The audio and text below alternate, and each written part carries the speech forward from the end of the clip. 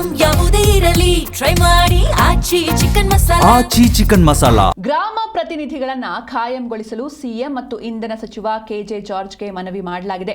ಮನವಿಯನ್ನ ಸ್ವೀಕರಿಸಿದ್ದಾರೆ ಸಿಎಂ. ಒಂದು ವಾರದ ಒಳಗೆ ಸಮಸ್ಯೆ ನಿವಾರಿಸಲು ಮನವಿ ಮಾಡಿದ್ದು, ಒಂದು ವೇಳೆ ಸಮಸ್ಯೆ ನಿವಾರಣೆ ಮಾಡದೇ ಹೋದ್ರೆ ಮುಂದಿನ ದಿನ ಪ್ರತಿಭಟನೆಯ ಎಚ್ಚರಿಕೆಯನ್ನ ಪ್ರತಿನಿಧಿಗಳು ನೀಡಿದ್ದಾರೆ.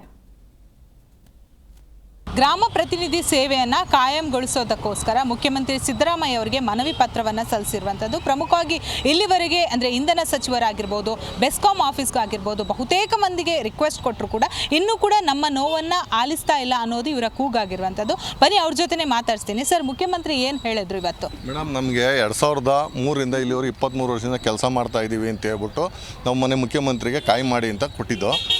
ಮನವಿಗೆ ಕೊಡಕ್ಕೆ ಹೋಗಿದ್ದೋ ನಾವು. ಇವತ್ತು ಮುಖ್ಯಮಂತ್ರಿಗಳು ಸ್ಪಂದಿಸಿ ಇದನ್ನು ಸೂಕ್ತ ಕ್ರಮ ತಗೊಳ್ಳೋಕ್ಕೆ ನಾವು ವ್ಯವಸ್ಥೆ ಮಾಡ್ತೀವಿ. ಏನು GVP ಅಂತ ಇದ್ದೀರೋ ಅಟ್ಲೀಸ್ಟ್ ಒಂದು 20 ವರ್ಷ ಮೇಲ್ಪಟ್ಟವರಿಗೆ ಒಳ್ಳೇದು ಮಾಡ್ತೀನಿ ಅಂತ ಹೇಳ್ಬಿಟ್ಟು ಮಾನ್ಯ ಮುಖ್ಯಮಂತ್ರಿಗಳು ಇವತ್ತು ನಮ್ಮ ಅಹವಾಲನ್ನು ಸ್ವೀಕರಿಸಿ ಒಂದು ನಮಗೆ ಸಿಹಿ ಸುದ್ದಿ ಕೊಟ್ಟಿದ್ದಾರೆ ಮೇಡಮ್.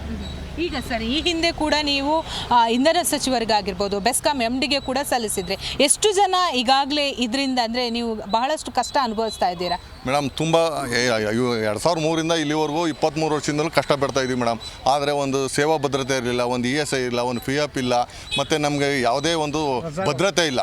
ಭದ್ರತೆ ಇಲ್ಲಿದ್ದ ಕಾರಣ ನಾವು ಈ ದಿವಸ ನಮಗೆ ಒಂದು ಒಳ್ಳೇದು ಮಾಡಿಕೊಡಿ ಅಂತ ಹೇಳ್ಬಿಟ್ಟು ನಾವು ಹಿಂದಿನಿಂದಲೂ ಕೇಳ್ಕೊಂಬಂದು ಮತ್ತು ಮೊನ್ನೆ ಉನ್ನತ ವರದಿ ಮಾಡಿದಂಥ ಸಂದರ್ಭದಲ್ಲಿ ನಮಗೆ ಬರೀ ಒಂದು 3,000 ಮಾತ್ರ ಹೆಚ್ಚಿಸವ್ರೆ. ಸೊ 17,320 ಇತ್ತು. ಸೊ ಇವಾಗ 20,500 ಮಾಡಿದ್ದಾರೆ. ಸೊ ಅದು ಸಾಲಲ್ಲ ಅಂದ್ಬಿಟ್ಟು ಮಾನ್ಯ ಮುಖ್ಯಮಂತ್ರಿಗಳಿಗೆ, ಮಾನ್ಯ ಜಾರ್ ಸಾಹೇಬ್ರಿಗೆ ಈ ದಿವಸ ನೀವು ಕೊಡ್ತಾ ಇರೋದು 20,500 ಸಾಲಲ್ಲ ಅಂದ್ಬಿಟ್ಟು ಮನವಿಯನ್ನು ಕೊಟ್ಟಿದ್ದೇವೆ. ಸೊ ನಮಗೆ ಕನಿಷ್ಠ ನಮಗೆ ಕಾಯ್ಮತ ಮಾಡಿಕೊಡಿ. ಇಲ್ಲ ನಮಗೆ ಕಾಯ್ಮತಿ ಮಾಡೋಕ್ಕಾಗಲಿಲ್ಲ ಅಂದ್ರೆ ನಮ್ಮನ್ನು ತೆಗಿಯೋಕ್ಕೂ ನೀವು ತೆಗೆದುಬಿಡಿ, ನಾವು ಕೆಲಸದಿಂದ ಬಿಡೋಕ್ಕೆ ರೆಡಿ ಇದ್ದೀವಿ ಅಂತ ಹೇಳ್ತಾ ಇದ್ದೀವಿ ಮೇಡಮ್. ಓಕೆ ಸರ್, ಈಗಾಗಲೇ ನಿಮಗೇನೆ ಗೊತ್ತು, ಬಹಳಷ್ಟು ಕರೆಂಟ್ ಕೆಲಸ ಮಾಡೋದು ಅಷ್ಟು ಈಸಿ ಅಲ್ಲ. ಎಷ್ಟೋ ಜನ ಅರ್ಧ ಕೈ ಸುಟ್ಕೊಂಡು, ಕಣ್ಣು ಸುಟ್ಕೊಂಡು ಎಷ್ಟೋ ಜನ ಪರಿತಪಿಸ್ತಾ ಇದ್ದಾರೆ. ಆದರೂ ಯಾಕೆ ಸರ್ಕಾರ ನಿರ್ಲಕ್ಷ್ಯ ತೋರಿಸ್ತಾ ಇದೆ? ಮೇಡಮ್, ಯಾಕೋ ಗೊತ್ತಿಲ್ಲ ಮೇಡಮ್. ನಮ್ಮ ಮಲತಾಯಿ ಧೋರಣೆ ಥರ ಮಾಡ್ತಾಯಿದ್ದಾರೆ ಮೇಡಮ್. ನಾವು ಮೀಟ್ರ್ ಮಾಡಬೇಕಾದ್ರೆ ಈಗಲೂ ಹಲವಾರು ಕಬ್ಬಣ ಮೀಟ್ ಇದೆ ಮೇಡಮ್. ನಮಗೆ ಕಬ್ಬಣ ಮೀಟ್ರ್ ರೀಡಿಂಗ್ ಮಾಡೋಕ್ಕೆ ಹೋದಾಗ ನಮಗೆ ಸುಮಾರು ಜನಕ್ಕೆ ಕರೆಂಟ್ ಹೊಡೆದಿದೆ ಮೇಡಮ್. ಮತ್ತು ಇವಾಗ ಪ್ರೋಬೋ ರೀಡಿಂಗ್ ಮಾಡಿದ್ದಾರೆ ಮೇಡಮ್. ಪ್ರೋಬೋ ರೀಡಿಂಗು ನಾವು ಈಗ ಮಿಷಿನ್ ಇಕ್ಕೋಕ್ಕೆ ಹೋದಂಥ ಸಂದರ್ಭದಲ್ಲಿ ನಮಗೂ ಶಾಕ್ ಹೊಡೆದಿದೆ ಮೇಡಮ್. ಮೊನ್ನೆ ನನಗೆ ಶಾಕ್ ಹೊಡೆದಿತ್ತು ಮೇಡಮ್. ಆಮೇಲೆ ಕೆಲವೊಂದು ಮೀಟ್ರ್ಗಳು ಮೇಲಿದೆ ಮೇಡಮ್. ನಾವು ಏಣಿ ಹಾಕೊಂಡು ಕೆಲಸ ಮಾಡ್ತಾಯಿದ್ವಿ. ಹಂಗಿದ್ರೂ ಸಹ ಸರ್ಕಾರ ಆಗಲಿ, ನಮ್ಮ ಇಲಾಖೆ ಆಗಲಿ ಮಲತಾಯಿ ಧೋರಣೆ ತೋರ್ತಾ ಇದೆ ಮೇಡಮ್. ನಮಗೊಂದು ಮತ್ತು ಕಾಯ್ಮತಿ ಇರೋರ್ಗೆ ಒಂದು ಮಾಡ್ತಾಯಿದ್ದಾರೆ ಮೇಡಮ್. ದಯವಿಟ್ಟು ನಾನು ಮಾನ್ಯ ಮುಖ್ಯಮಂತ್ರಿಗಳಿಗೆ, ಮಾನ್ಯ ಜಾರ್ ಸಾಹೇಬ್ರಿಗೆ ಹೇಳ್ತಾ ಇರೋದೇನು, ನಮ್ಮನ್ನು ಕಾಯ್ಮತಿ ಮಾಡಿಕೊಡಿ ಅಂತ ಕೇಳ್ತಾ ಇದ್ದೀನಿ ಮೇಡಮ್.